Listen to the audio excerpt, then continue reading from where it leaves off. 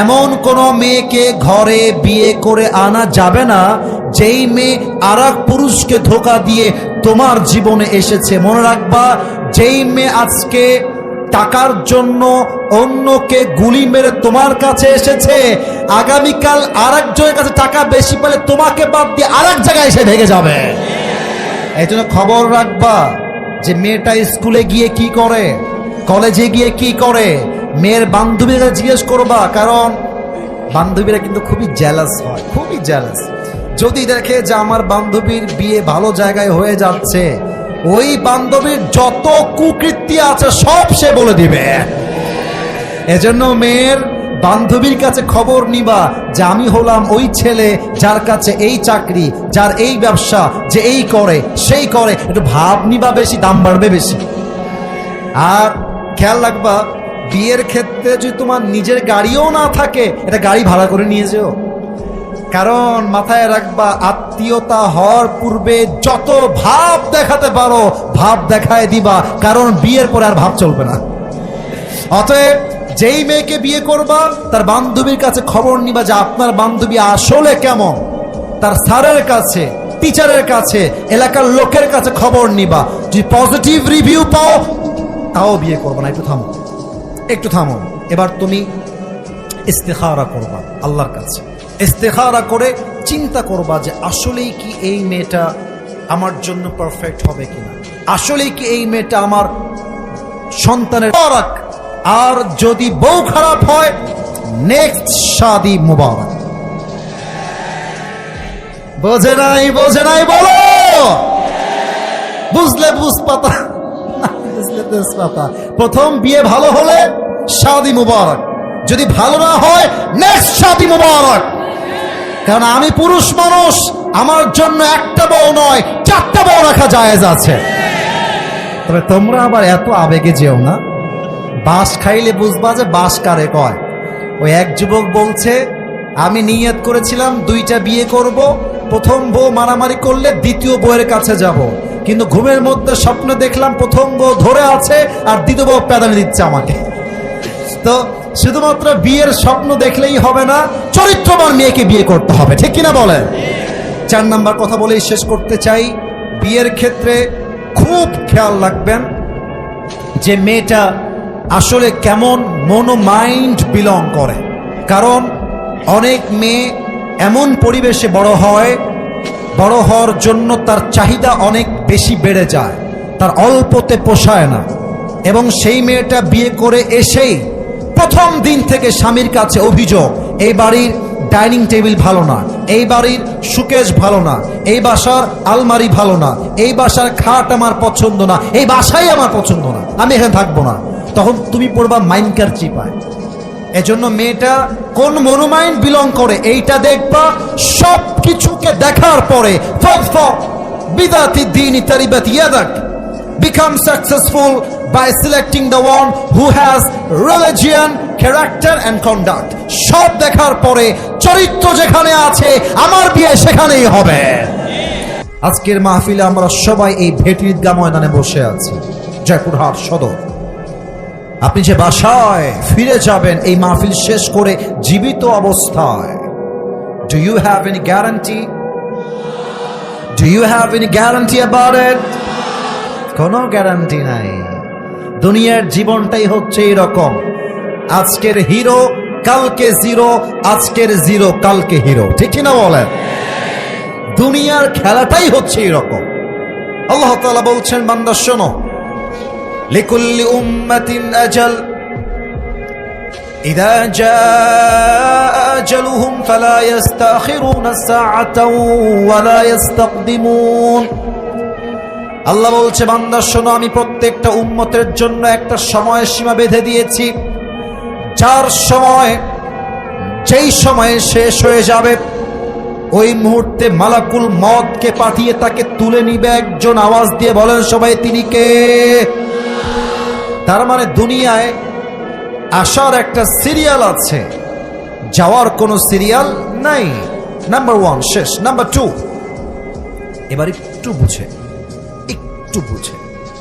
আচ্ছা, আমরা এখন যেই জগতে আছি আমার মুরব্বী আব্বাজান, আপনারা আমার কলিজা, আপনারা আমার দাদা। আমার দাদাকে আমি জীবনেও দেখি নাই। আমার দাদা আমার জন্মের আগেই দুনিয়ার থেকে বিদায় নিয়ে চলে গেছে। আব্বাকে বললাম, আব্বা দাদার কি কোনো একটা ছবি তোমার কাছে নাই? আব্বা বলছে, না আব্বা, তোমার দাদার ছবিও আমার কাছে নাই। তো দাদা কাকে বলে, দাদার ভালোবাসা কেমন হয় এটা আমি জানি না। তো আপনাদেরকে আমি দেখলে আমার দাদার কথা মনে পড়ে। দাদা আমার কলিজার টুকরা, দাদাকে আমি দেখতেও পারি নাই। তো আপনারা আমার দাদা, আপনারা আমার বাবার মতো, আপনারা আমার সঙ্গে কথা বলবেন। দেখেন, আপনারা আমার প্রত্যেকটা কথাই বুঝবেন, আমার কোনো কথাই আপনার বোঝার বাহিরে যাবে না। দিস ইজ মাই প্রমিস, এটা আমার ওয়াদা আপনার সাথে। উত্তর দিবেন আমাকে সবাই, শুধু যুবকরা নয়, মুরব্বীরা। বলেন তো, দুনিয়ার জীবনটা কি বেশি উত্তম না আখিরাতের জীবন বেশি উত্তম? আখিরাতের জীবন বেশি উত্তম। দলিল কোথায়? দলিল দিচ্ছি। 30 নম্বর পারা, সূরাতুদ দুহার 4 নম্বর আয়াত। আল্লাহ রাব্বুল আলামিন বলছেন, ওয়ালাল আখিরাতু খায়রুল লাকা মিনাল উলা। ও আমার বান্দা, শোনো শোনো, দুনিয়ার জীবনটা আসল উত্তম জীবন নয়। দুনিয়ার জীবনটাই সেরা লাইফ নয়, বরং আখিরাতের জীবনকে দুনিয়ার চাইতে উত্তম বানিয়েছেন একজন, তিনি কে? কত সুন্দর কথা! The life of hereafter is much more better than this worldly life. আল্লাহ তাআলা বলছেন, ও বান্দা, দুনিয়ার জীবন দেখে ধোঁকা খেয়ে যেও না। দুনিয়ার বাড়ি গাড়ি, টাকা পয়সা, ধন সম্পত্তি, স্ট্যাটাস, এডুকেশন সব হচ্ছে ধোঁকা। এটা আসল জীবন নয়। দুনিয়ার জীবনের চাইতে আখিরাতের জীবন হাজার গুণ সেরা। ওরে ভাই, জোরে কোন সুবহানাল্লাহ। 3 নম্বর প্রশ্ন, আপনারা তো বলেই দিয়েছেন যে হুজুর, আজকে আপনাকে আমরা সরাসরি প্রথম দেখলাম, আগে দেখেছি ইউটিউবে, ফেসবুকে। আমাকে একটু অবজার্ভ করবেন। আমার মুখে যে লম্বা লম্বা চাপ দাড়ি, আমার যে হাইট, আমার যে চেহারা, আপনাদের আমাকে দেখে আনুমানিক কি মনে হচ্ছে এটা বললে আমি খুশি হব। আনুমানিক আমাকে আজকে ফেস টু ফেস দেখে আমার বয়স আনুমানিক কত মনে হচ্ছে একটু বলবেন? আনুমানিক 28, একজনের 28 পাইছে, আর কেউ 30, আর কেউ? আচ্ছা, আপনাদের উত্তরটা একদম ভুলও না, আবার একদম সঠিকও না। আচ্ছা, এখানে আমার প্রশ্ন শুনতে হবে, আগে আমার প্রশ্ন শুনুন। এখানে আমার কোনো আব্বাজান কি এসেছেন যে আব্বাজানের বয়স 50+, মানে 50-এর বেশি? এমন কোন আব্বা থাকলে একটু হাত তুলবেন। আব্বাজান, রাগ করবেন না আমার কথায়। 1 2 3 4, মাশাআল্লাহ 5, অনেকের হাত উঠেছে, মাশাআল্লাহ, হাত নামা। এবার আসুন কোরআনে ফিরে যাই। কোরআন কি বলছে দেখেন। আমার জয়পুরহাটের ভাইয়েরা আমাকে আওয়াজ দিয়ে উত্তর দিবেন, দুনিয়ার হায়াত বেশি লম্বা না আখিরাতের জীবন বেশি লম্বা? মাশাআল্লাহ, রাইট আনসার। কোরআন কি বলছে দেখেন। শুধুমাত্র লম্বা জীবন আখিরাত জানলেই হবে না, কত লম্বা, কত বিশাল, you have to know that. আপনাকে জানতে হবে এটা। দেখেন কোরআন কি বলছে। 30 নম্বর পারা, 4 নম্বর পৃষ্ঠা, সূরাতুন নাজিয়াতের লাস্ট আয়াত, 46 নম্বর আয়াত।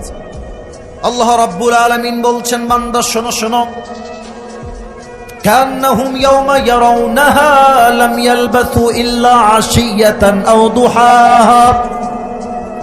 পরকালের জীবন শুধুই লম্বা, এই কথা জানলে যথেষ্ট হবে, তোমাকে বুঝতে হবে কত লম্বা।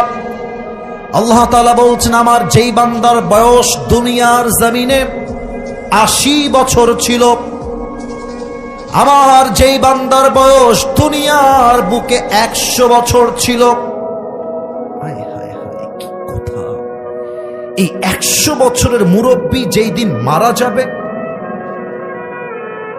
পরকালের জীবন যেই দিন থেকে শুরু হবে, মুরব্বী বলবে, আল্লাহ, পরকালের জীবনটা এত লম্বা, আমার কাছে আজকে মনে হচ্ছে I was in the world just like on morning or on evening. Allah, আমার কাছে 100 বছরের জীবনটা পরকালের কাছে একটা সকাল কিংবা সন্ধ্যার মতো মনে হচ্ছে। আল্লাহু আকবার। Could you imagine that? একবার ভাবেন তো যে আপনার 80 বছরের জীবনটা পরকালের সামনে just like on morning or on evening, একটা সকাল কিংবা সন্ধ্যার কতটা লম্বা সময় হবে সেই পরকালের জীবন। এবার আসুন সবাইকে একটা আবদার জানাই, সবাইকে 5 সেকেন্ডের জন্য চোখটা বন্ধ করতে হবে। এখনই বন্ধ করবেন না, একটু থামেন। পেছনে 2-1 যুবক তোমরা কথা বলছো, I am listening your sound. Don't create a single noise, একটা আওয়াজও আসা যাবে না। আমরা জয়পুরহাটের সন্তান, আমরা যেখানে ভদ্র থাকতে হবে সেখানে ভদ্রতার পরিচয়তে আমরা বসে থাকব। Don't create a single noise, একদম চুপ থাকতে হবে। আমি আসিফের এই চেয়ারে বসে কথা বলার কোনো যোগ্যতা নাই, বিশ্বাস করেন, trust me, believe me, I am telling you the truth. আমার কোনো যোগ্যতা নাই। আমার চাইতে ভালো আলেম, ভালো যোগ্যতা সম্পূর্ণ ছাত্র আমার সামনেই বসে আছে, শত শত আছে। আমি অধমকে আল্লাহ তাআলা এখানে কথা বলার সুযোগ দিয়েছেন। আমি মনে করি এর পেছনে সবচাইতে বড় হাত হচ্ছে আমার বাবা এবং মায়ের দোয়া, আমার বাবা মায়ের দোয়া। আমি মুরব্বী আব্বা জানি, এটা আমি মনে করে বিশ্বাস করি, এটা আমি মন থেকে বিশ্বাস করি। আমার কোনো যোগ্যতা নেই। কত ছাত্র আমার চাইতে ভালো, কত যুবক তাদের চেহারা আমার চাইতে সুন্দর, কই আমার মতো ভালো মানুষ তাকে বাসে না। তার মানে অবশ্যই এর পেছনে আমার আব্বা আম্মার দোয়া আছে, মুরব্বীদের দোয়া আছে। আমি যে কথাগুলো বলবো আমি একটু ভূমিকা দিয়ে নিই, বুঝতে আপনাদের সহজ হবে। ভূমিকা দিই, পুরো 1 ঘন্টা কি কথা হবে ভূমিকায় জেনে নেন। প্রথম আমরা জানবো পরকালের জীবনটা আসলে শুরু হবে কেমন করে, মৃত্যু আমাদের সামনে আসবে কেমন করে, মানুষগুলো মারা যাবে কেমন করে। হাদিসে আসছে মৃত্যু হচ্ছে মোট 2 প্রকার, এক নামাজি বান্দার মৃত্যু, আর এক হচ্ছে বেনামাজি বান্দার মৃত্যু। এটা আমরা প্রথমে জানব। নাম্বার 2 আমরা জানবো আজীবন শুনেছি কবরের জীবন, কবর কবর কবর। আজকে আমরা জানবো কবরের প্রথম রাত আমাদের কেমন হতে পারে, কবরের লাশ যখন দাফন হবে আমার সঙ্গে সেই দিন রাতে কি ঘটতে পারে, এটা আজকে আমরা জানবো সেকেন্ড পয়েন্টে, 2 নাম্বার বিষয়। এবং সর্বশেষ আমরা আরো 3টি বিষয়ে ওয়াচ করব। নাম্বার 1, মৃত্যু মানে it's not end of your life. মৃত্যু মানেই আমার জীবনটা শেষ নয়, বরং মৃত্যুর পরেও দেয়ার ইজ অ্যানাদার লাইফ, একটা জীবন আছে। আমার মৃত্যুর পরে আবার আমাকে রূহ দিয়ে জীবিত করবে একজন, আওয়াজ দিয়ে বলেন সবাই, তিনি কে? 2 নম্বরে আমরা জানবো আজীবন শুনেছি কিয়ামত, কিয়ামত হিসাব দিবস। আজকে আমরা জানবো সে কিয়ামতটা কায়েম হবে কেমনে, আল্লাহ তাআলা হিসাব নিবেন কেমন করে। এবং সর্বশেষ আমরা জানবো 5 নাম্বার, কিয়ামতের পরে 2টা দল মানুষের মাঝে ভাগ হয়ে যাবে, এক হচ্ছে জান্নাতি আর এক হচ্ছে জাহান্নামী। জান্নাতে মানুষ যাবে কেমনে, জাহান্নামে মানুষ যাবে কেমনে, আজকে এই 5টা বিষয়ে আমরা আলোচনা শুনবো কোরআন এবং হাদিস থেকে দলিল উল্লেখ করে। বলেন সবাই ইনশাআল্লাহ। একটু হাত তুলে আওয়াজ করে বলেন সবাই ইনশাআল্লাহ। হাত নামান। সবাই যদি আমাকে সত্যি ভালোবেসে থাকেন সবাই চোখ বন্ধ করবেন। সবাই, আমি আমার চোখ বন্ধ করে ফেললাম। চোখ বন্ধ যদি হয়ে থাকে সবাইকে বলবো, জয়পুরহাটের ভাইয়েরা মাথাকে এবার নিচু করেন, গলাটা নামায় দেন, মাথা নিচু। আমি কিন্তু কাউকে দেখতে পাচ্ছি না, বাট আমার বিশ্বাস এখানে কোনো বেঈমান গাদ্দার নেই, সবাই আমার কথা শুনবে। সবাই চোখ বন্ধ, মাথা নিচের দিকে। যদি আপনি করে থাকেন এবার নেক্সট ধাপে আসেন। সবাই এই মুহূর্তে ভাবেন যে আগামীকাল শুক্রবার ফজরের নামাজের পরেই আপনার জানাজার নামাজ অনুষ্ঠিত হবে, আজকে রাতেই আপনার মৃত্যু হতে পারে। Just try to think like this, এভাবে ভাবেন। সেকেন্ড, আপনি ভাবেন আপনি কবরের মধ্যে শুয়ে আছেন, মুনকার নাকির আপনার কাছে এসেছে, ফেরেশতারা আপনাকে ধরেছে কবরের মধ্যে। সেই পরকাল এবং কবরকে জাস্ট 5টা সেকেন্ড চোখ বন্ধ করে চিন্তা করুন। আমি 1 থেকে 5 গুনছি, সবাই মৃত্যুকে স্মরণ করবেন। 1, 2, 3, 4, 5। জয়পুরহাটের ভাইয়ারা সবাই চোখ খোলেন, মাথা উঁচু করেন, আমার চোখে চোখ রাখেন। আজ জুমারা সবচাইতে লাকি নেশন, সৌভাগ্যবান জাতি কারা? তো বাঘের বাচ্চার মতো বলেন না কারা? মুসলমান। আচ্ছা, দ্য সেম কোয়েশ্চেন একটু পাল্টায় দিচ্ছি। এই পৃথিবীতে প্রত্যেকটা কোনায় কোনায় একটা জাতি মার খায়। ফিলিস্তিনে মার খায়, আফগানিস্তানে মার খায়, লন্ডনে মার খায়, আমেরিকাতে মার খায়। গোটা বিশ্বের সমস্ত কান্ট্রিগুলোতে তারা নির্যাতিত, নিষ্পেষিত, হোমলেস, স্টেটলেস। তাদেরকে বোমা মেরে উড়িয়ে দেওয়া হয়। প্রত্যেকটা জায়গায় তারা ধর্ষিতা হয়, মার খায়। এই জাতি কারা? The answer is same. দুর্ভাগাও আমরা, সৌভাগ্যবানও আমরা। আচ্ছা, আমরা লাকি নেশন কেন? আমরা সৌভাগ্যবান জাতি কেন? এর উত্তর হচ্ছে আমাদেরকে আল্লাহ কোরআন দিয়েছে। সুবহানাল্লাহ পড়েন। আমরা ব্যাড লাক কেন? আমরা দুর্ভাগা কেন?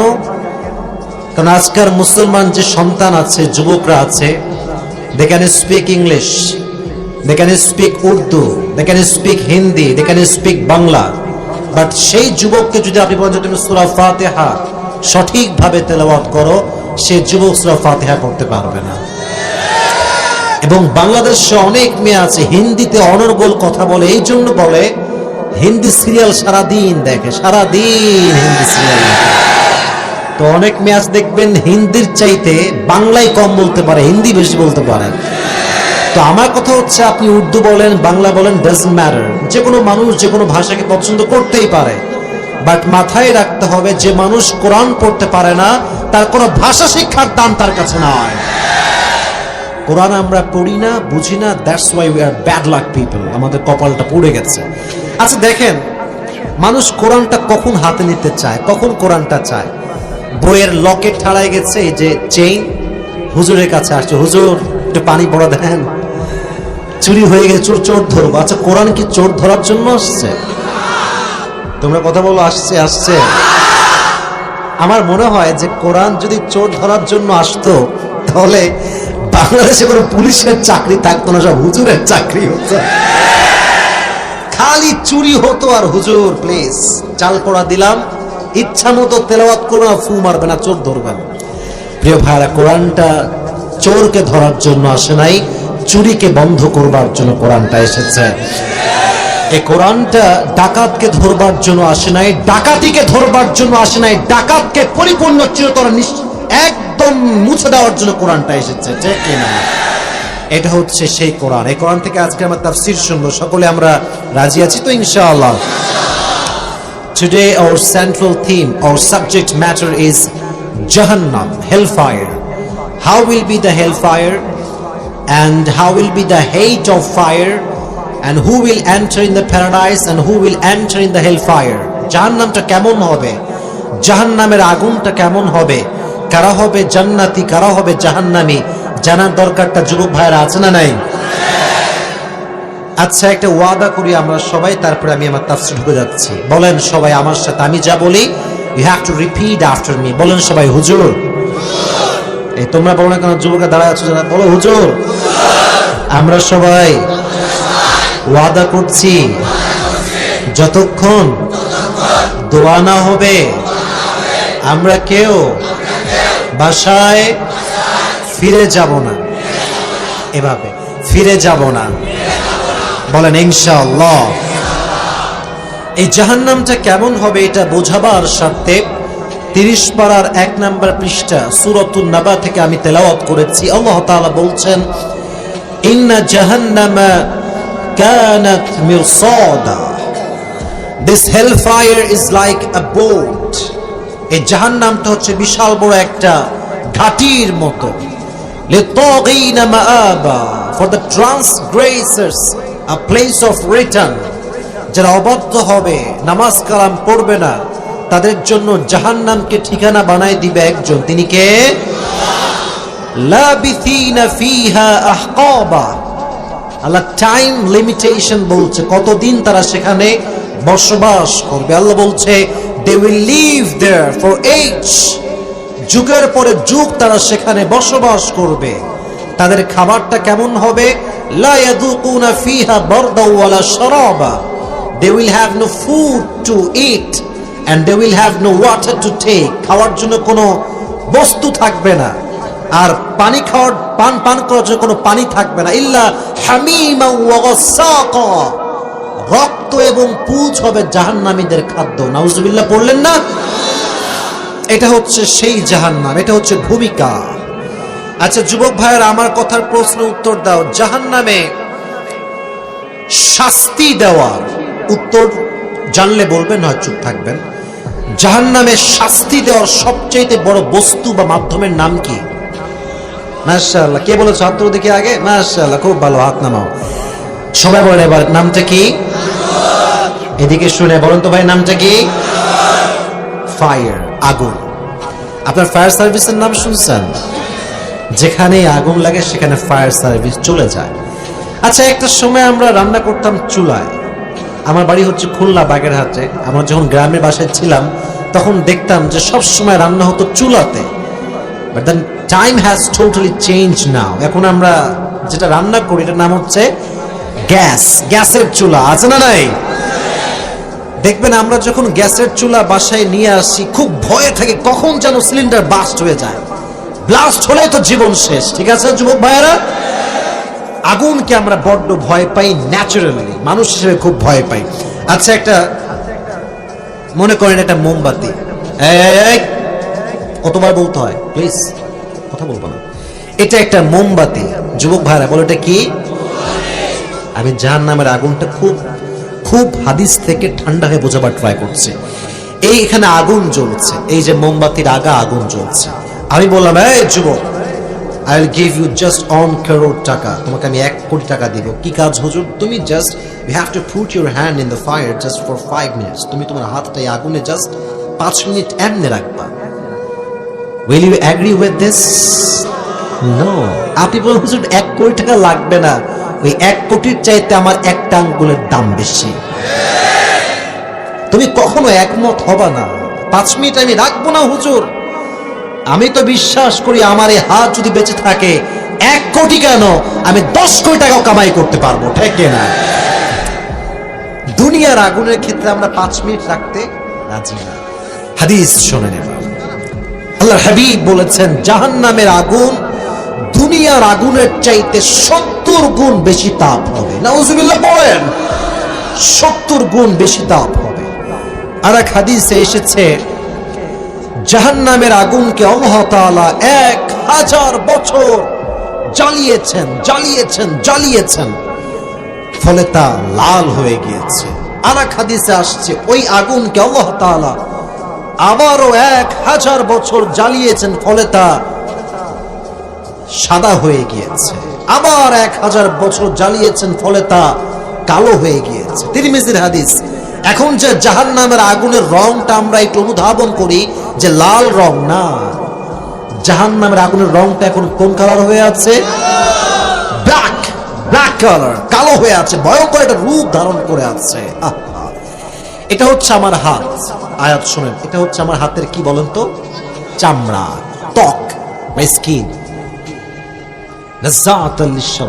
যখনই কোনো যুবকের হাতে, নারীর হাতে জাহান্নামের আগুনের একটু স্পর্শ লাগবে, তার দেহের চামড়াগুলো খসে খসে পড়ে যাবে, একদম খসে পড়ে যাবে। লা তুবকি ওয়ালা তাযার, it will not leave them alive nor will it leave them dead, না মারবে না বাঁচাবে, আপনার অবস্থা খারাপ করে দিবে। আচ্ছা প্রশ্ন এখন, হুজুর এই যে আপনি বলছেন যে জাহান্নামের আগুন লাগলেই চামড়া খসে পড়ে যাবে, চামড়া খসে গেলে আবার শাস্তি কেমন করে হবে? এই প্রশ্ন নাস্তিকদের মাঝে আছে না নাই?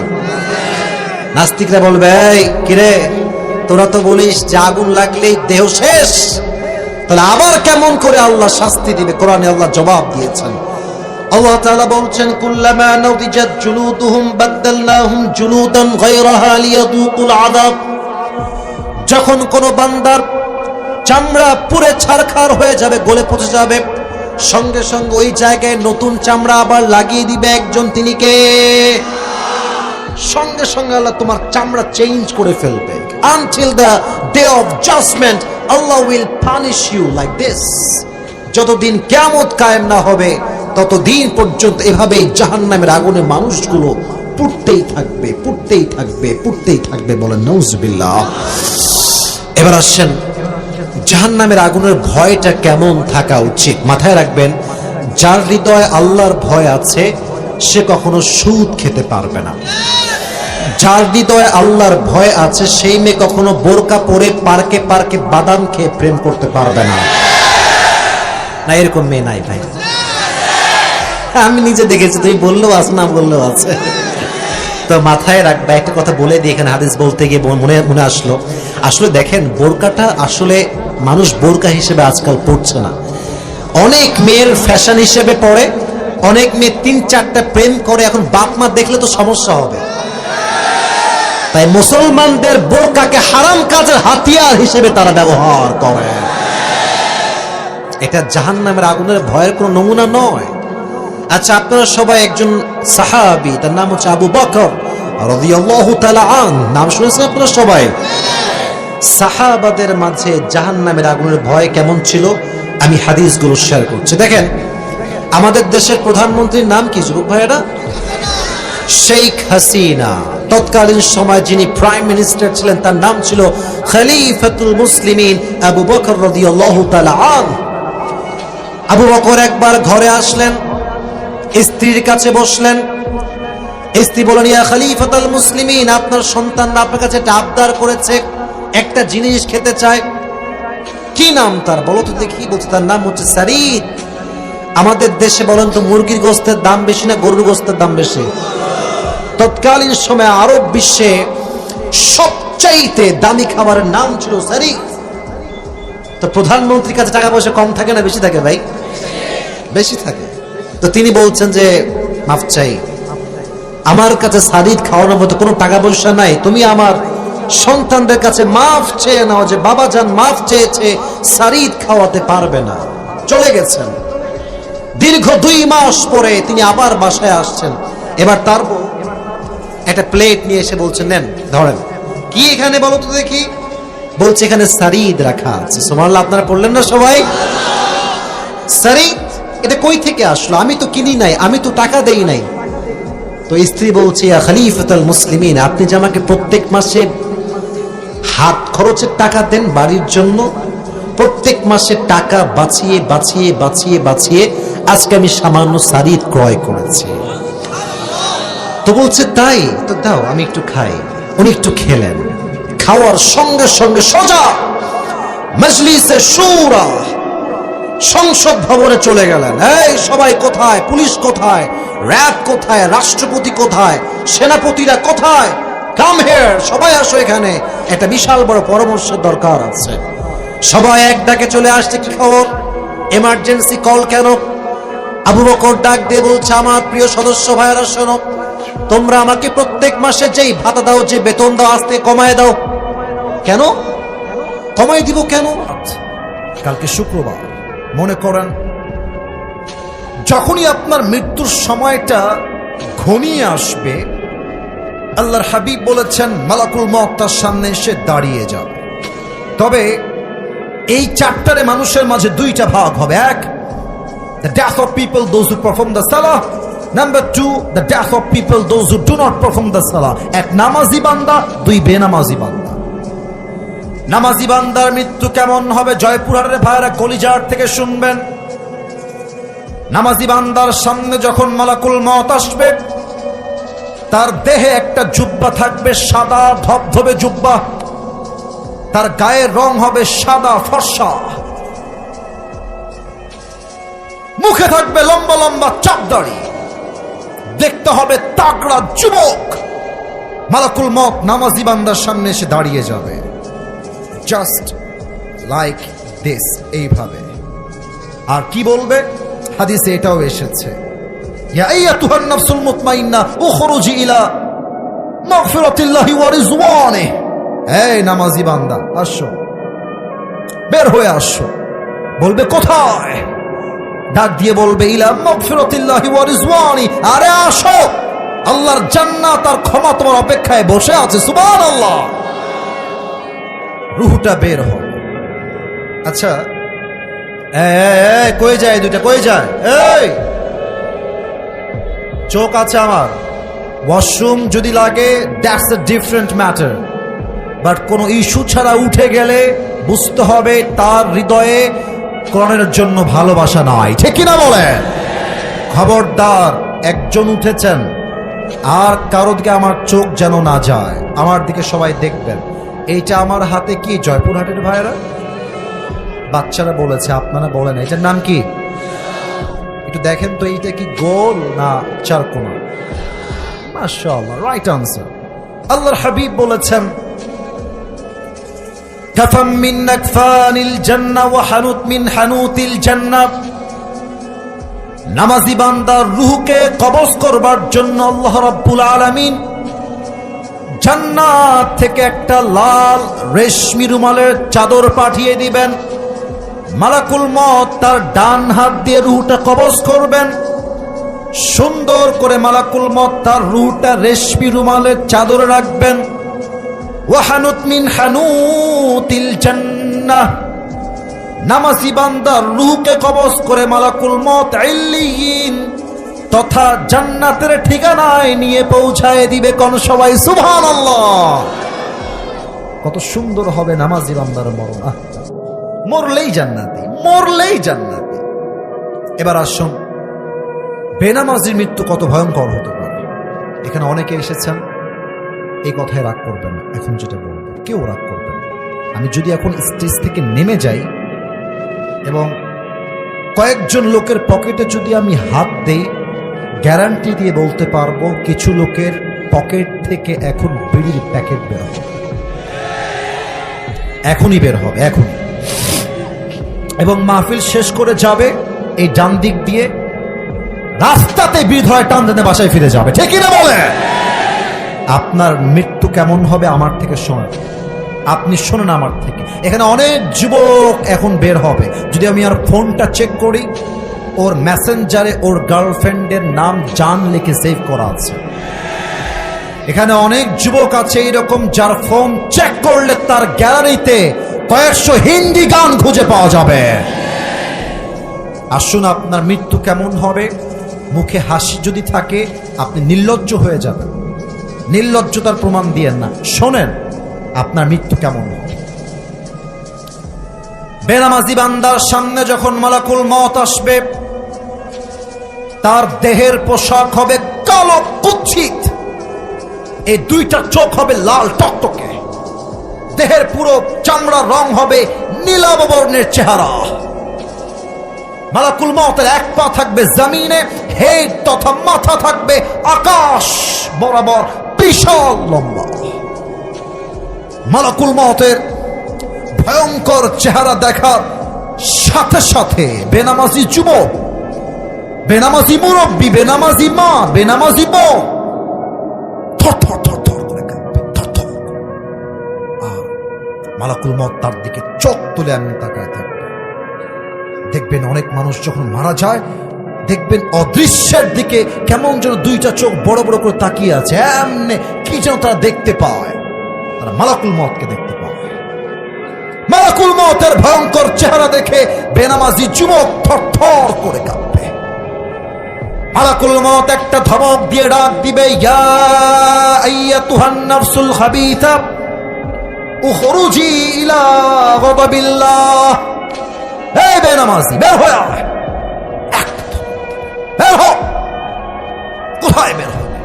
আল্লাহর গজবের দিকে, জাহান্নামের দিকে বের হয়ে আয়। মালাকুল মউতের ধমক শুনে রূহটা ভেতর থেকে বের হয়ে একবার ডান দিকে যাবে, একবার বাম দিকে যাবে, আর একবার ভয়ে পেছনের দিকে দৌড়ে পালাবে। হাদিসে আসছে মালাকুল মউত তার বাম হাতটা পেছনের দিকে নেবে, আমার বাম হাত পেছন পেছন থেকে মালাকুল মউত বেনামাজি রূহের দিকে একটা থাবা দিবে।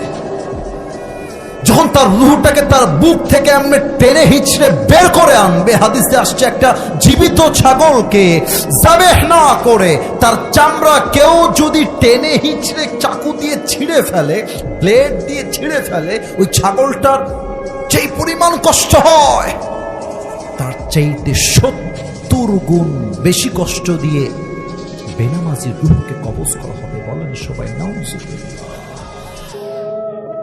এই হাদিসগুলো আমি যখন বলি আমার পশমগুলো দাঁড়িয়ে যায়, না ভয়ে দাঁড়িয়ে যায়। আমি নামাজ পড়ি আলহামদুলিল্লাহ। আমি এই যে when I was a kid just like this, এতটুকু যখন বাচ্চা তখন থেকে আমি নামাজ পড়ি আমার জন্য নয়, আমার আব্বা একজন ইমাম, একজন খতিব, একজন প্রিন্সিপাল, আমাকে নামাজ শিখিয়েছে আমার বাবা। তাও হাদিসগুলো শুনলে আমার কলিজা শুকায় যায়। আপনি নামাজ পড়েন না কেমনে? কেমনে বেনামাজি হন আপনার? আমার এটা বুঝে আসে না। ৩টা বাজে ৪টা বাজে যুবক তাহাজ্জুদ নাই, এশার নামাজ নাই, সারা রাত ধরে তার গার্লফ্রেন্ডকে নিয়ে পড়ে থাকে। আপনি ইমানদার কেমনে হন? লাশ রূহ কবজ করার পরে দুনিয়াতে পড়ে থাকে। এবার আসবে আপনার সেকেন্ড ধাপ, কবরের জীবন। এবার একটা প্রশ্ন করবো সবাইকে, হয়তো আপনারা ৯৫% মানুষ ভুল উত্তর দিবেন। আপনাদেরকে আমি আটকাতে চাই না, আপনারা আমার সবাই কলিজার মানুষ।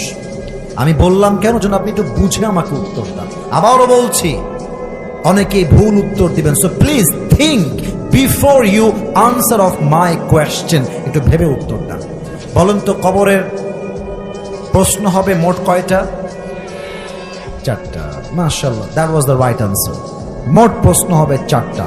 আমাকে সবাই বলবেন, আমি কাউকে বাধাতে জিজ্ঞেস, আমি বলতে চাই, আমি বলতে এসেছি, আমি শিখাইতে এসেছি, শিখতে এসেছি। বলেন সবাই, কবরের মোট প্রশ্ন হবে কয়টা? আর একটু জোরে, কয়টা? আমি প্রশ্নগুলো করব সবাইকে, আপনারা আমাকে উত্তর দিবেন।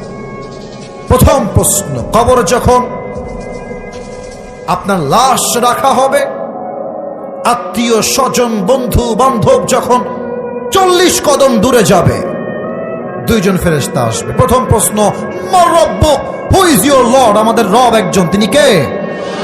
না, এত আস্তে বললে হবে না, আরেকবার। আমাদের সকলের রব একজন, হাত তুলে বলেন সেই রব কে? আল্লাহ আমার রব। বললেন না আপনার আমার সাথে, আল্লাহ আমার রব। দমে দমে তনু মনে তারি অনুভব, তোমার দুনিয়াতে আমি যেদিকে তাকাই, অথই নিয়ামতে ডুবে আছি সবাই। পাখপাখালির কণ্ঠে শুনি তাসবিহ কল রব, তাসবিহ কল রব। আল্লাহ আমার রব, এই রবই আমার সব। দমে দমে তনু মনে তারি অনুভব, রবকে। 2 নম্বর প্রশ্ন, আমার নবিয়্যু আতারিফু হাদার রাজুল? তুমি কি মানুষটাকে চেনো? তোমার কে হয়? সবাই উত্তর দিতে পারবে না। কারণ কি? বোঝাচ্ছি আপনাদেরকে। এই যে আমার মুখে কি জেরা কয় আপনার কন্যা, এটার নাম কি? আরেকবার, এটার নাম কি? আচ্ছা, একটু সত্য করে বলবেন। আব্বাজান, আপনি আমারে বইলেন, মনে যা আছে তাই বলবেন, বাড়িয়ে বলবেন। আমি তো চাইলে দাড়িটা ক্লিন শেভ করতে পারি, পারি না? আরে ভাই বল না, পারি কি পারি না? আমি যে দাড়িটা রেখে দিয়েছি, চাপ দাড়ি, আমাকে কি আনস্মার্ট লাগতেছে না স্মার্ট লাগতেছে? আমাকে দেখতে কি অসুন্দর লাগতেছে না সুন্দর লাগতেছে? অনেক মেয়ে আছে দাড়ি দেখলে পছন্দ হয় না, গায়ে চুলকানি উঠে। বলো বলো বলো বলো বলো বলো। আছে আছে আছে আছে। তো আমি তো আজকে জয়পুরহাটে অনেকদিন পরে আসলাম। আমি একটা কথা সবাইকে বলতে চাই, দেখেন প্রিয় ভাইয়েরা, আমরা রাজশাহীর মানুষ কিন্তু ভদ্র মানুষ। রাজশাহী কিন্তু সবচেয়ে বড় শিক্ষানগরী বলা হয়, এবং জয়পুরহাট রাজশাহীর মধ্যেই পড়ে। এবং আমি রাজশাহীতে লম্বা সময় ধরে আছি, লম্বা সময় আমার বাবা মা রাজশাহীতে আছেন, যদিও আমি রাজশাহীর ছেলে নই। তবে আমাদের ভদ্রতার সুনাম আছে। আপনাকে যদি কোনো মেয়ে বলে যে আপনাকে দাড়ি পছন্দ হচ্ছে। যদি বলবেন যে আপু একটু সাইডে আসেন, 1 মিনিট কথা বলবো, 1 মিনিট। তো আপু যখন সাইডে আসবে তুমি বলবা যে আপু আপনার যেহেতু রুচিতে সমস্যা আছে দাড়ি নিয়ে, তো আমার মনে হয় যে আপনার মতো মেয়ের জন্য আমার মতো বীর পুরুষ নয়, দাড়িওয়ালা নয়, আপনার মতো রুচির মেয়ের জন্য বিটিএস এর হিজড়া ছাড়া পারফেক্ট কোনো অপশন আমার কাছে না। যেই মেয়ে আমাকে দাড়ির জন্য বিয়ে করতে চায় না, সে আমার বাড়ির বউ হওয়ার কোনো যোগ্যতাই তো রাখে না। এবার বলেন তো, আমার নবীর মুখে লম্বা লম্বা দাড়ি ছিল কি ছিল না? আমার নবীর মতো সুন্দর এই তল্লাটে দ্বিতীয় আর কেউ কি হতে পারে? চাঁদের চেয়ে সুন্দর তুমি, নবী আমার কমলিওয়ালা, দো জাহানের বাদশাহ তুমি, প্যারা নবী সাল্লে আলা, দো জাহানের বাদশাহ তুমি, প্যারা নবী সাল্লে আলা, চাঁদের চেয়ে সুন্দর তুমি, নবী আমার কামলিওয়ালা। সুবহানাল্লাহ। সবাই দাড়িওয়ালা দেখলে অনেক মেয়ের পছন্দ না হইলেও গাঞ্জাখোর দেখলে অনেক মেয়ে উল্টায় লাফ দিয়ে পড়ে। আর যেই মেয়েদের গাঞ্জাখোর পছন্দ হয়, বাঁশ খায় বিশাল বড় একটা বাঁশ। কারণ গাঞ্জাখোর তো নিজেই গাঞ্জা খাইয়া কুল পায় না, ও তার বইয়ের মূল্য বুঝবে কেমন করে? জয়পুরের যুবক ভাড়া, আল্লাহ আমার বোনদেরকে দিনদার যুবকের গুরুত্ব বোঝার তৌফিক দান করুক, পড়েন সবাই আমিন। 3 নাম্বার প্রশ্নের উত্তর আমাকে সবাই অহংকার নিয়ে বলবেন, গৌরব নিয়ে বলবেন, বুকটাকে টান টান করে বলবেন, সিনা টান করে। আমাদের ধর্মের নাম, আরে নিয়ে গৌরব নিয়ে কোন ধর্মের নাম? আমরা খুশি না বেজা? আমাদের ধর্ম ইসলাম বলেই কিন্তু আমরা ভারতকে ছাড় দিয়ে কথা বলি। এখানে আমার বিএনপির স্যার আছেন, অনেকে বিএনপির আছেন, অনেকে জামাতের আছেন, বিভিন্ন দলের আছেন। অনেকে মাঝে মাঝে মিডিয়ায় বক্তব্য দেয়, বাংলাদেশকে বলে যে তোমরা ভারতকে ভয় করে কথা বলবা, ভারতকে এই করে সেই করে কথা বলবা। কেন? ভারতের সোলজার, সেনা, আর্মি অনেক বেশি, বাংলাদেশের সংখ্যায় কম, তাই তোমরা ভারতকে ভয় করবা। সেকেন্ড, বাংলাদেশ হচ্ছে ছোট্ট একটা দেশ আর ভারত বিশাল বড় দেশ। আপনাদের যদি এই লজিক বুঝে আসে, আমার থেকেও একটা লজিক আপনি বুঝে নেন। আমি মানলাম যে ভারতের সোলজার তথা সেনা আর্মি অনেক বেশি, হতে পারে 10 লাখ, আমাদের হতে পারে 1 লাখ। পার্থক্য একটা জায়গাতে আছে, একটা জায়গা আছে পার্থক্য, এক জায়গায়। সেটা কি? 10 লক্ষ সেনার মাঝে ভারতের ঈমান নাই, আর আমার বাংলাদেশে 1 লক্ষ সেনা, তার প্রত্যেকের আল্লাহর প্রতি ঈমান আছে। আল্লাহর হাবিব বলেছেন, একজন ঈমানদার যুবক 1000 কাফেরের সমান। অতএব একটা সাংবাদিক আছে মাঝে মাঝে বলে বাংলাদেশ আর থাকবে না, না থাকবে না। তারপরে ও বলে যে জয়পুরহাটের কথা তো বলে না, বলে যে চট্টগ্রাম নিয়ে নিব, ফেনী আমরা নিয়ে নিব, তোমরা কি করে খাবা এটা তোমরা ভেবে না, আমাদেরকে হুমকি দেয়। তো আমিও ভাই ভদ্র ভাষায় বলি, নিতে হলে তো আগে আসতে হবে। আসো আসো আসো আসো আসো। তোমার মতো কুলাঙ্গার সাংবাদিকদেরকে সাইজ করবার জন্য কোন জেলার প্রয়োজন নাই, জয়পুরহাটের যুবকরাই আনাফ হয়ে যাবে। আমরা ভদ্র ঘরের সন্তান, আমাদের ধর্ম ইসলাম, তাই আমরা মারামারি চাই না, ঠিক কিনা বলে? 3 নাম্বার প্রশ্ন শেষ। আল্লাহ বলবে, ফেরেশতা আমার বান্দাকে 4 নাম্বার প্রশ্ন কর। ফেরেশতা বলবে, আরে বাপ রে বাপ, আপনি তো একটা প্রশ্ন আটকান না ভাই, আপনি এতগুলো উত্তর দিয়ে ফেললেন। ওমা ইলমুক ইয়া খলিফাতুল মুসলিমিন, কমাবো কেন?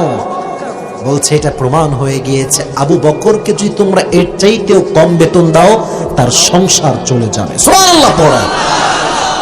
তার হিসাবটা কোথায়? যে কিরে, আমার টাকা বাঁচায় আমার ওয়াইফ শাড়ি কেমনে কিনবে? নিশ্চিত টাকা বেঁচে গেছে। তো একজন দাঁড়িয়ে বলছে, ইয়া আমিরুল মুমিনিন, ইয়া খলিফাতুল মুসলিমিন, একটা আবদার। বলছে বলো। বলছে, আচ্ছা আপনি তো আমাদেরই কাজ করেন, একটু বেতন বেশি থাকলে সমস্যা কি? খান না একটু, সমস্যা কি? আমাদেরই তো টাকা, আপনি খান। তো বলছে তোমার টাকা আমি খাবো বেঈমানি করে, গাদ্দারি করে, আর জাহান্নামের আগুনে আমাকে পুড়তে হবে। আমি সব সহ্য করতে প্রস্তুত, জাহান্নামের আগুন সহ্য করতে আমি প্রস্তুত না। সুবহানাল্লাহ পড়ে। আগুনের ভয় কাকে বলে? কাকে ভয় বলে? আজকে আমাদের জেনারেশন কোথায়? রাত 2টা 3টা পর্যন্ত পর্নোগ্রাফি মোবাইল ফোন দেখেন। আপনি ফজর নামাজে মসজিদে যাবেন, দেখবেন এলাকার ইমাম সাহেব, মুয়াজ্জিন সাহেব আর হাতে কোনো কয়েকজন মুরব্বী আব্বা যান, যাদের এক পা অলরেডি কবরে চলে গেছে, তারা মসজিদে আসে। বেশিরভাগ যুবক ফজরের নামাজটা পড়তে চায় না। জাহান্নামের আগুনের ভয় কোথায়? আচ্ছা বলেন তো আপনারা সবাই ওমরে ফারুক রাদিয়াল্লাহু তাআলা আনহুর নাম শুনেছেন সবাই? আচ্ছা জুমার সময় আমরা মেম্বারে দাঁড়িয়ে কি দেই? খুতবা। তোমরা বলো যুবকেরা কি দেই? খুতবা। খুতবা দিচ্ছেন। জাহান্নামের আগুনের ভয় কাকে বলে? আমার কথার ধার বুঝবেন, পয়েন্ট বুঝবেন। দাঁড়িয়েছেন খুতবা দেওয়ার জন্য। আমি যে এটা পরে আছি, আমার দেহের পোশাকটা, এটা কি পাঞ্জাবি না? এইদিকে কয়, এদিকে কয় না। ভয়টাই পাচ্ছেন নাকি আপনারা ভাই? আচ্ছা বলেন তো, বাংলাদেশে আমরা যে পাঞ্জাবি পরে, যে ভাই পাঞ্জাবি পরে আছে, পাঞ্জাবি কি লং হয় না শর্ট হয়? শর্ট। আর জুব্বা যেটা আমরা পরি এটা কি হয়? লং। পাঞ্জাবি দেখবেন হচ্ছে আপনার এই যে হাঁটুর একটু নিচে আসে, আবার কেউ কেউ হাঁটু বরাবর পরে। আর জুব্বার যেটা হয় দেখবেন একদম টাকনু বরাবর আসে। ঠিক আছে না যুবক ভাইয়েরা? ওমরে ফারুক একটা জুব্বা পরেছেন, একটু লম্বা, ইটস টু লং। একজন বলছে খুতবার মাঝে, এই ওমর, এ ওমর, কি খবর? এত জুব্বা লম্বা কেন? রাষ্ট্রটাকে মেরে খাইছো নাকি? নাউজুবিল্লাহ বললেন না?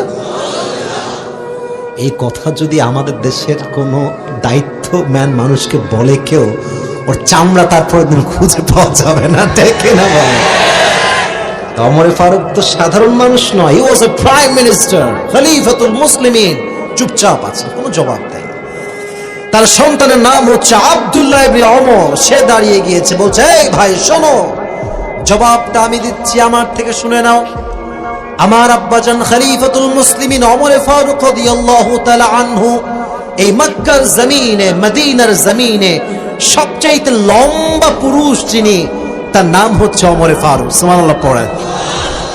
তো রাষ্ট্রের পক্ষ থেকে কোনো কথা বলবেন না। রাষ্ট্রের পক্ষ থেকে প্রত্যেক বছর 2টা জুব্বা আসে। কয়টা জুব্বা যুবক ভাইয়েরা? On for me and another for my father. একটা আমার জন্য, অন্যটা বাবার জন্য। তো এবার যে জুব্বাটা এসেছে এটা একটু শর্ট হয়ে গিয়েছে। আচ্ছা একজন প্রাইম মিনিস্টার যদি জুব্বাকে পাঞ্জাবির মতো করে পরে, এটা কি মানায়? কথা বলেন না কেন? মানায়? মানায় না। হ্যান্ডসাম মানুষ হ্যান্ডসাম হয়ে চললেই মানায়। তো এখন কি করা যায়? জুব্বা হয়ে গেছে শর্ট। চাইলে তিনি কোষাগার থেকে নতুন টাকা নিয়ে নতুন জামা বানাতে পারতেন, বানান নাই। বলছে আব্বা যান, কি খবর, তোমার জামা কোথায়, নিয়ে আসো। তো ছেলে বাবার কাছে জামাটা নিয়ে আসছে, বলছে আমার জামাটাও নাও। 2 জামা মিলিয়েছে, বলছে দর্জি কোথায়? দর্জিকে নিয়ে আসো। যাও। দর্জি আসছে। কি হয়েছে ওমর? ইয়া খলিফাতুল মুসলিমিন, আদেশ কেন? এত রাত, গভীর রাতে ডাকছেন কেন? বলছে এই নাও আমার ছেলের জুব্বা, এটা আমার জুব্বা, 2টাকে তালি লাগায় দাও। কি লাগায় দাও? তালি লাগায় দিব। খলিফাতুল মুসলিমিন, আপনি কি বলছেন? এইটা তালি কেন লাগাবো? আপনি চাই নতুন জামা পড়তে পারেন। বলছে আমি তো চাইলে নতুন জামা একটা না লক্ষটা কিনতে পারি, বাট আমি জনগণের হক মেরে খাবো আর জাহান্নামের আগুন আমি পড়বো, এটা আমি কোশ্চিন কালেও সম্ভব না, আমি সহ্য করতে পারবো না। সুবহানাল্লাহ পড়ে। আগুনের ভয় কাকে বলে? কত মারাত্মক ভয়! একটা চুল পরিমাণ টাকা কেউ মেরে খায় নাই। ওমরে ফারুক মারে নাই, ওসমান গনি মারে নাই, আবু বকর রাদিয়াল্লাহু তাআলা আনহু মারে নাই। সারাটা জীবন নিজে অভাবে থাকছে, রাষ্ট্রের 1 পয়সায় হাত দেয় নাই। সুবহানাল্লাহ পড়ে। আর আমার এই বাংলার মাটিতে আমি কোন ব্যক্তির নাম বলছি, এটা সবাই জানে, প্রধানমন্ত্রী নিজেও ডিক্লেয়ার দিয়েছেন আমার এই দেশ থেকে কোটি কোটি টাকা মেরে বিদেশের মাটিতে পাচার করে দেওয়া হয়। আমরা কারো বিরুদ্ধে কথা বলি, এটা আমাদের হকের কথা, আমাদের অধিকারের কথা। আমাদের টাকা কেউ মেরে খাবে, এটা আমরা সহ্য করব, এটা কোশ্চিন কালও সম্ভব হতে পারে না। ল্যাকিং অফ ফিয়ার অফ জাহান্নাম, যার হৃদয়ে জাহান্নামের ভয় নাই, সে 1 টাকা কেন কোটি টাকা মেরে খেতে পারবে। ঠিক আছে না যুবক ভাইয়েরা? এবার বলো যে জাহান্নামে যারা যাবে এদের মাঝে জাহান্নামীদের সংখ্যা পুরুষদের বেশি হবে না নারীদের বেশি? খুব খুশি তাই না? নারীদের হবে একবারে। এই বাবারে বাবা, শোনেন একটা তথ্য বলে দিয়ে যায়, এখানে অনেক ওলামা ইকরাম আছেন। আমরা শুধুমাত্র জানি যে নারীরা সবচেয়ে বেশি জাহান্নামে যায়, বাট এক্ষেত্রে 2টি হাদিসই আছে। এক হাদিসে আসছে পুরুষরা সবচেয়ে বেশি জাহান্নামী হবে, আর এক হাদিসে আসছে নারীরা সবচেয়ে বেশি জাহান্নামী হবে। নারীরা কেন জাহান্নামী হবে? কারণ বেশিরভাগ নারী আছে এমন যারা স্বামীকে কথায় কথায় খোঁটা মারে। না না এরকম নাই, আছে কিনা যুবক ভাইরা কথা বলো? আছে। শুধু খোঁটা মারে, বিয়ে করলে বুঝবে এমন একটা খোঁটা মারবে তোমার পুরো জীবনটা পাইনসা হয়ে যাবে। ঠিক কিনা যুবকেরা? এটা হচ্ছে নারীদের জাহান্নামে যাওয়ার সবচাইতে বড় কারণ। এবার আসলে একটা বিষয় আপনাদের সবার সঙ্গে শেয়ার করি। জাহান্নামে মানুষ কোন কারণে সবচাইতে বেশি যাবে? সবাই নামাজ। বলার নামটা কি? নামাজ। বলা হবে ইয়াতাসাআলুনা আনিল মুজরিমিনা মা সালাকাকুম ফি সাকার। জাহান্নামীদেরকে প্রশ্ন করা হবে, জাহান্নামে তোমাদের কোন জিনিসটা জাহান্নামে নিয়ে আসছে বলো, কোন গুনাহ তোমাদেরকে জাহান্নামী বানিয়েছে বলো। তারা বলবে ক্বালু লাম নাকু মিনাল মুসাল্লিন, আমরা সব আদায় করতাম, সব করেছি, বাট নামাজটা পড়ি নাই, নামাজ আমরা আদায় করি নাই। ওমরে ফারুক একটা হাদিস শোনাই, নামাজ কাকে বলে, নামাজ পড়া কাকে বলে। একবার ওমরে ফারুকের কাছে একবার এক অগ্নি উপাসক আসছে, তার নাম হচ্ছে আবু লুলু আল মাজুসি। নামটা একটু কঠিন, আমাকে বলেন। আবু লুলু আল মাজুসি, অগ্নি উপাসক। ইয়া ওমর, আমার মুনিব আমার কাছে প্রত্যেক দিন 6 দিরহাম চার্জ করে। কয় দিরহাম বলেন না কেন? কয় দিরহাম? তো আমি তো গরিব মানুষ, এটা দেওয়া পসিবল না, আমি দিতে পারি না, আমার জন্য একটু কমায় দেন। এটা আসলে আমার দ্বারা হয় না। বলছে আচ্ছা তুমি কি করো, তোমার জবটা কি, তোমার কাজ কি? তো বলছে আমি তো চাকু বানাই। চাকু চেনেন না আপনারা সবাই? এদিকে কথা শুনে, চাকু চাকু চেনেন আপনারা সবাই? তো এটাকে আরবিতে বলা হয় খঞ্জর। মাকবাদাতুহু ফি ওয়াসাতি, ডান পাশেও চাকু, বাম পাশেও চাকু, মাঝখানে হচ্ছে হ্যান্ডেল। বলছে তাই নাকি, তুমি খঞ্জর বানাও? You are the richest man in Medina man, তুমি তো অনেক বড় লোক, তোমার তো 6 দিরহাম কম হয়ে যায়, আরো বাড়াতে হবে। বলছে কি, সবার বেলায় নরম আর আমি মুসলমান না তাই আমার বেলায় গরম, তাই না? দাঁড়াও, তোমারে কি করতে হয় এটা আমি দেখতেছি। আবু লুলু আল মাজুসি ফিরে আসছে, সারা দিন মিলে একটা খঞ্জর বানিয়েছে যেটা সাইজে অনেক বড়। মাকবাদাতুহু ফি ওয়াসাতি, যার হ্যান্ডেলটা হচ্ছে মাঝখানে। ফজরের নামাজের সময় যখন ওমর এসেছে, তখনকার সময় সাহাবা একরাম কানু ইউসাল্লুনা বিগলাস, তারা অন্ধকারে নামাজ পড়তেন। আমরা বাঙালিরা এমন সময় নামাজ পড়ি, সালাম ফিরাই দেখি সকাল হয়ে গেছে। আপনারা কি ওমরায় হজে কে কে গিয়েছেন? একটু ওমরা বা হজে 1-2 জন কেউ আছে? একজন আছেন। আমি লাস্ট টাইম গিয়েছিলাম ওমরাতে, ওটা আমার that was my first experience in my life. যখন আমি গেলাম, আমরা প্রথমে উঠেছিলাম মদিনাতে। কোথায়? একটু নামটা বলতে ভালো লাগছে না আপনাদের? মদিনায় কার রওজা বলেন তো?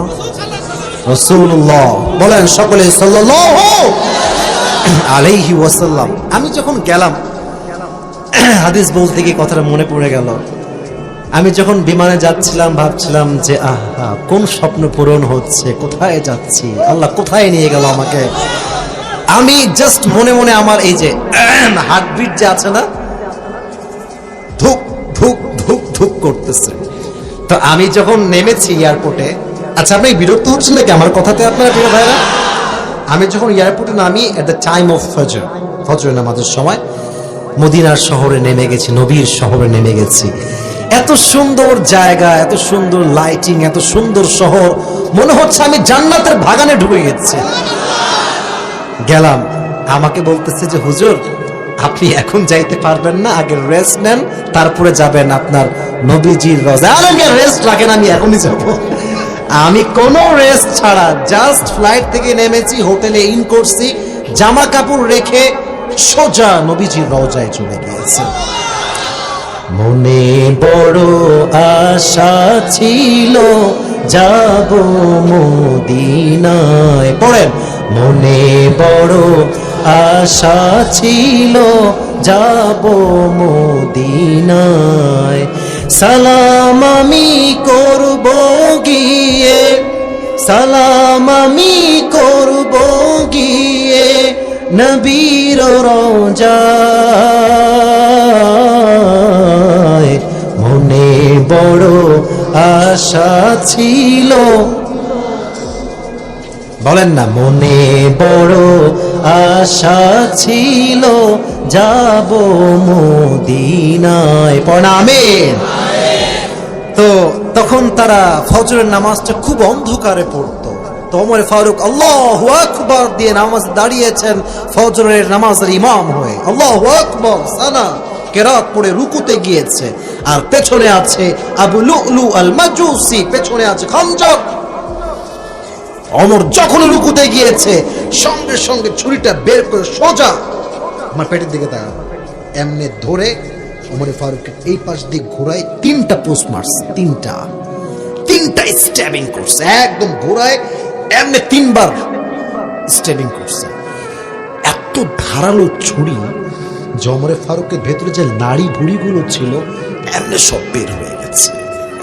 নাউজুবিল্লাহ পড়ে সবাই। ওমর ফারুক কোনো কথা নাই, বলছে কাতালানি আল কাল, আমাকে একটা কুকুর মেরে ফেলেছে, আমাকে বাঁচাও। সব সাহাবা একরাম দৌড় দিয়ে আসছে। যে সাহাবা একরাম কিছু নামাজ ছিল কেউ তাকে বাঁচিয়েছে, আর তার জায়গায় একজন ইমামকে দেওয়া হয়েছে, তাকে ধরে নিয়ে আসা হলো বাহিরে। ওমর সেন্সলেস, কোনো জ্ঞান নাই, অজ্ঞান হয়ে আছে। রাষ্ট্রীয় চিকিৎসক সবাই আসছে, ওমরকে বাঁচাও। খলিফাতুল মুসলিমিন এমন এক বাদশা যার শাসন আমলে সিংহ, বাঘ, হরিণ এক পানিতে তারা পানি খেয়েছে, এক ঘাটে তারা পানি পান করেছে, এমন একজন শাসক ছিলেন। তো সব চিকিৎসকরা এসে বলছে, ওমর একটু পানি নাও, একটু পানি খাও। তো পানি যখন মুখে দিয়েছে, এইভাবে পানি দিচ্ছে, নাভি দিয়ে বের হয়ে যাচ্ছে, পানি দিচ্ছে, এইভাবে বের হয়ে যাচ্ছে, দুধ দেয়, বের হয়ে যায়।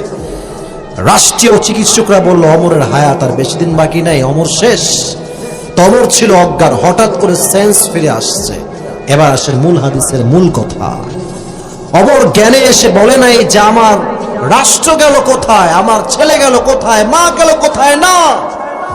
ওমর প্রথমেই বলছে আসাল্লান নাস, আমি যে ফজরের নামাজের ইমাম হয়েছিলাম, এই নামাজ থেকে মানুষ আদায় করেছে। সুবহানাল্লাহ পড়ে। নামাজ কাকে বলে, নামাজের গুরুত্ব কাকে বলে, মৃত্যুর শেষ মুহূর্তে এসে তিনি বলেছেন আসাল্লান নাস, হ্যাভ দে পারফর্ম দ্য সালাহ, তারা কি নামাজ আদায় করেছে। উনি এটা বলে বুঝিয়ে দিয়েছেন, জাহান্নামে যদি পড়তে না চাও, নামাজ ছাড়া কোনো গতি তোমার কাছে নাই। ঠিক না বলো যুবকেরা? আরো ছোট্ট একটা আমল আপনাদের সবাইকে শিখাই দিয়ে যাই। যদি জাহান্নাম থেকে বাঁচতে চান, প্রত্যেক দিন এশারের নামাজের পরে সূরা মুলক তেলাওয়াত করবেন। ইনশাআল্লাহ বললেন না আপনারা সবাই? এদিকে শুনে নেন, জোরে বলেন ইনশাআল্লাহ। আচ্ছা হুজুর, আমি তো তেলাওয়াত করতে পারি না, আমার খুবই